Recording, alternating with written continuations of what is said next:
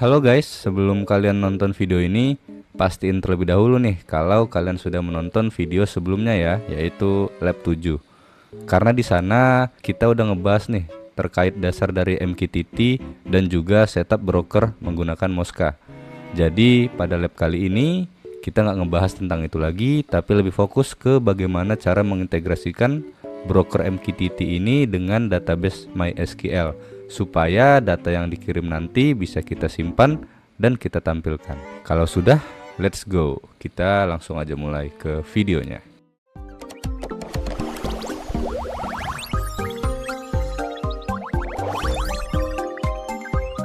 Oke, kita mulai dari file mqtt.js.sql terlebih dahulu. File ini adalah file database yang berisi struktur tabel yang bakal kita gunakan untuk menyimpan data dari MQTT. Nah, di dalam file ini kita bakal ngebuat sebuah tabel bernama mqtt.js yang memiliki beberapa kolom seperti ID sebagai primary key, message untuk menyimpan data dari MQTT, dan time untuk menyimpan timestamp secara otomatis. Selain itu, ID juga dibuat auto increment, jadi setiap data yang masuk akan memiliki ID yang unik secara otomatis. Selanjutnya, kita bakal masuk ke phpMyAdmin untuk ngebuat database baru.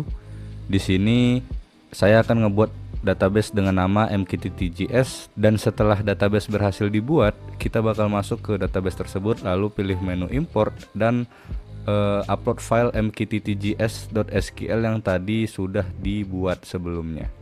Dan kalau berhasil, maka tabel mqtt.js akan langsung terbentuk di dalam databasenya. Setelah database yang tadi dibuat sudah siap, kita lanjut ke file index.php, di mana file ini fungsinya itu untuk mengambil data dari database MySQL lalu menampilkannya ke dalam bentuk halaman web. Di dalamnya kita perlu melakukan koneksi ke database yang tadi sudah kita buat, kemudian menjalankan query untuk mengambil beberapa data terbaru. Data tersebut kemudian diproses dan ditampilkan dalam bentuk tabel HTML.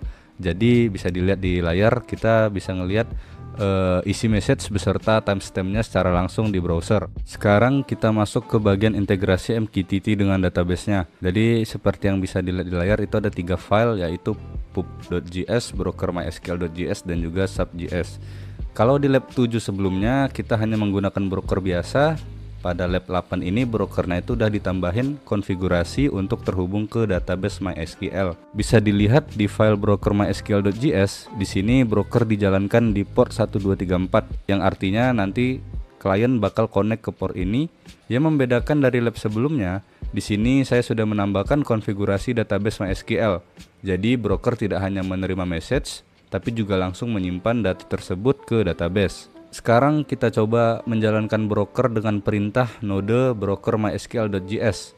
Jika berhasil, bakal muncul notifikasi bahwa broker sudah ready dan database sudah terkoneksi. Selanjutnya, kita bakal ngejalanin subscriber dengan perintah node sub. Subscriber ini berfungsi untuk menerima message dari broker dan akan menampilkan message tersebut di terminal.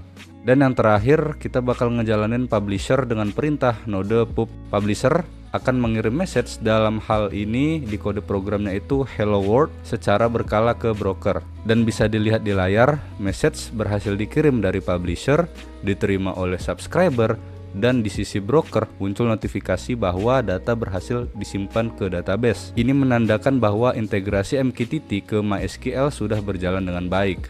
Sekarang kita coba cek ke dalam halaman web yang tadi kita udah buat, dan bisa dilihat kalau ada data hello world yang sudah otomatis masuk ke dalam tabel database. Dan karena ada auto refresh, data akan terus bertambah setiap ada message baru yang dikirim. Dan kalau kita cek juga di phpMyAdmin, data tersebut juga ada dan ditampilkan dalam bentuk tabel di mqtt.js.